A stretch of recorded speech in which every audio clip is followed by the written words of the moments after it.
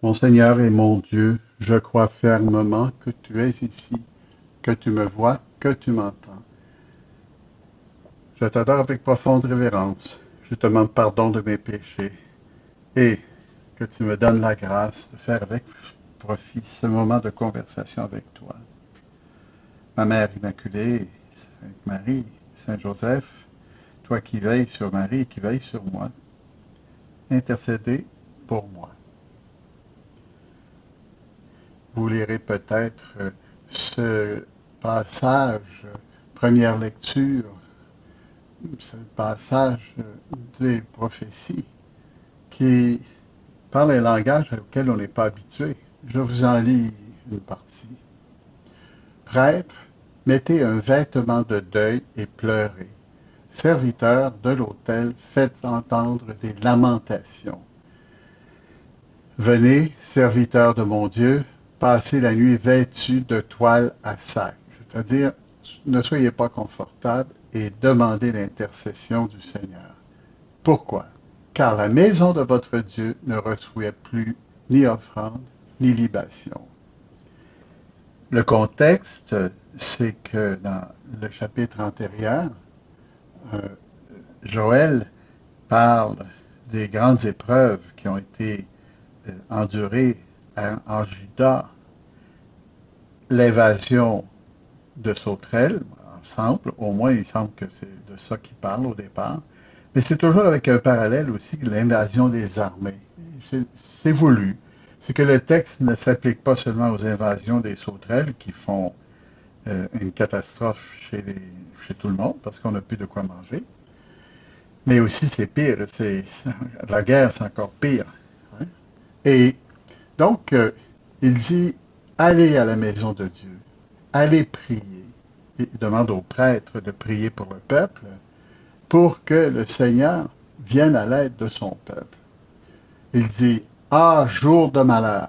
Mais entre-temps, il ajoute après, le jour du Seigneur est proche.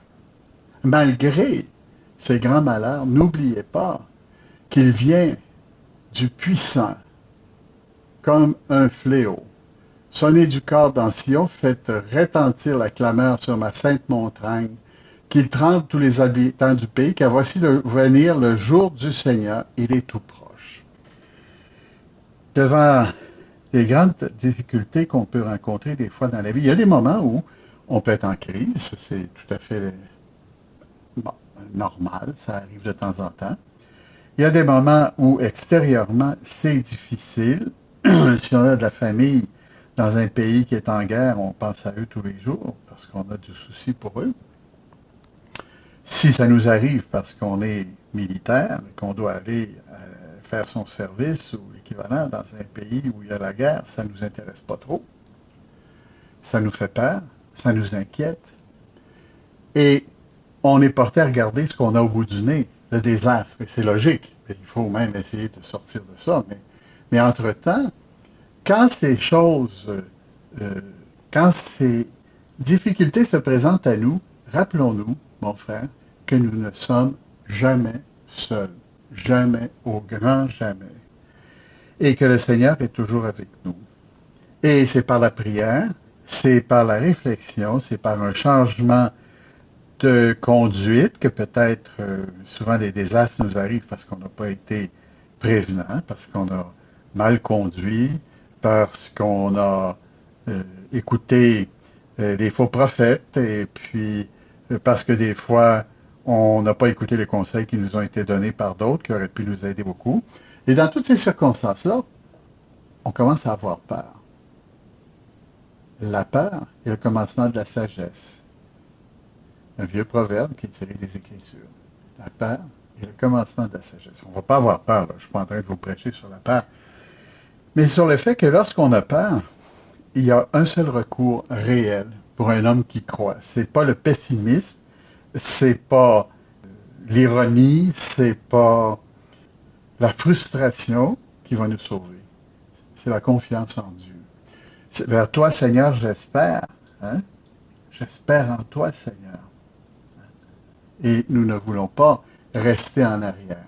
Entre-temps, nous dit Joël, jour de ténèbres et d'obscurité, jour de nuages et de sombres nuées, comme la nuit qui envahit les montagnes, voici un peuple nombreux et fort, il n'y en a jamais eu de pareil, il n'y en aura pas dans les générations à venir. C'est-à-dire que ce qui semble noir aujourd'hui va nous donner la force, va nous faire grandir dans l'épreuve, c'est souvent comme ça.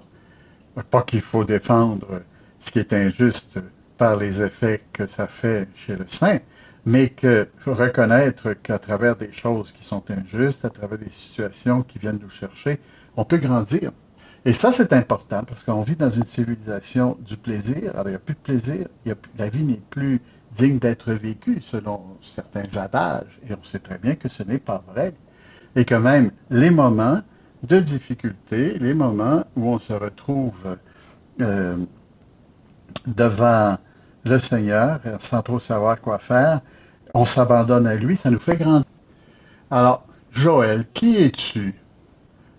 Et la réponse, c'est on n'en sait rien. On ne sait même pas exactement dans quel temps ça a été écrit. On suppose que c'est peu de temps avant la venue du Christ. Je veux dire, disons 300-400 ans avant Jésus-Christ, mais c'est pas Moïse, c'est un prophète plus récent que moi.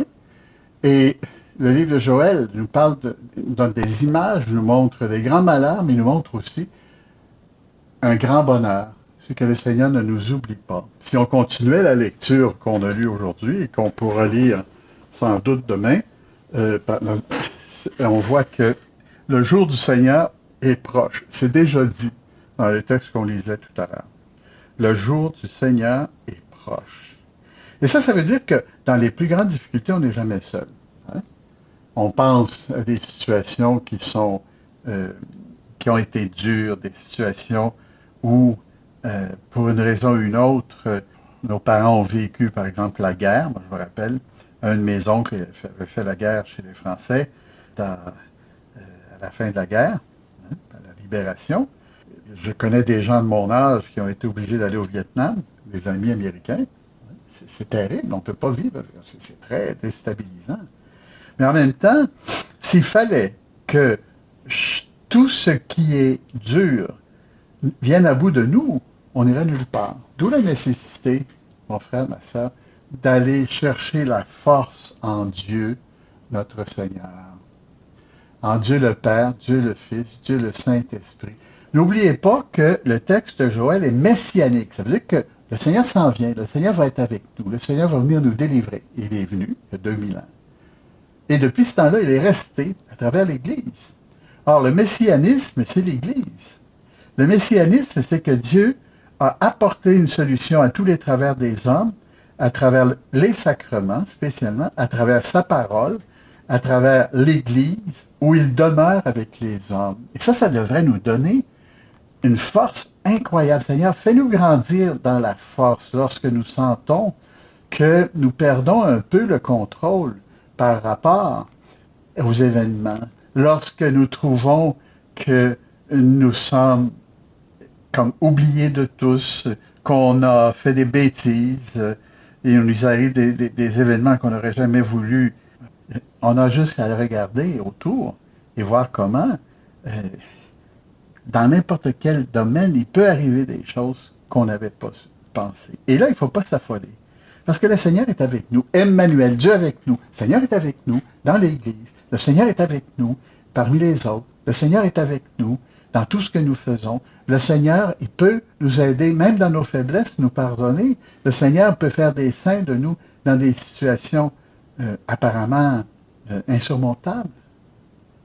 Ah, ça ne sera pas facile, mais le chemin du chrétien, ce n'est pas un chemin de facilité. On ne peut pas être un catholique et être un catholique qui est catholique seulement à ses heures parce que le reste du temps, il est trop occupé ou il y a trop de choses à faire ou parce que dans le fond, on peut pas être catholique tout le temps quand même. Hein? Non, il faut être catholique tout le temps, avec nos amis, là où on est, partout où le Seigneur vient nous chercher. Terminons ce moment de prière en regardant un fait. Pour un chrétien, il n'y a pas de catastrophe sans des éléments de solution. Il y a toujours des solutions si on compte sur Dieu. Ah, c'est sûr que si on compte seulement sur soi, non. Il est important d'avoir recours à la prière, à la pénitence, certainement, lorsque la situation le mérite, et jamais ne se laisser prendre par le fait que n'y a rien à faire, parce que ça, c'est le désespoir. L'espérance est beaucoup plus forte que ça. Le Seigneur a dit qu'il viendrait, il est venu. Nous avons pratiquement plus besoin d'espérance pour croire au fait que le Seigneur est venu. On le voit dans les Écritures et on le voit dans la vie des saints. Mais il reste que l'espérance pour nous va nous amener à trouver Jésus où il est aujourd'hui, dans ses sacrements, dans son Église. Et ça, c'est magnifique. Demandons à Marie, qui a vécu une épreuve terrible lorsque son fils est mort, d'avoir la même joie qu'elle lorsqu'elle a compris que la résurrection était en train de se réaliser. Et là, ça a été une joie qui dure depuis ce temps-là, 2000 ans déjà. Et Marie continue d'intercéder auprès de son Fils pour nous. Je te remercie, mon Dieu, des bonnes résolutions, des actes d'amour, des inspirations que tu m'as communiquées dans cette méditation. Je te demande de m'aider à les mettre en pratique. Ma Mère Immaculée, Saint Joseph, mon Père et Seigneur, mon ange gardien, intercédez pour moi.